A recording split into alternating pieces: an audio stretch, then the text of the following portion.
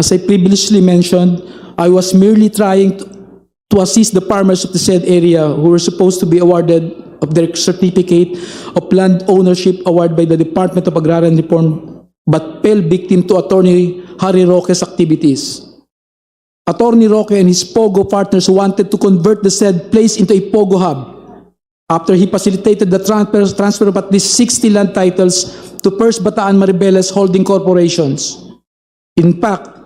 Danny Corral, President and Chief Executive Officers of First Bataan Maribeles Holding Corporations, is also an incorporator of Lucky South 1999 Outsourcing Incorporated and Lucky South 1999 Corporation, which were involved in Pogo operations in Pampanga. I felt betrayed that despite all my efforts to support Sarah, to the extent of even committing high-risk acts for her and her family, she did not lift a finger to stop Harry Roque, who is her known ally and supporter,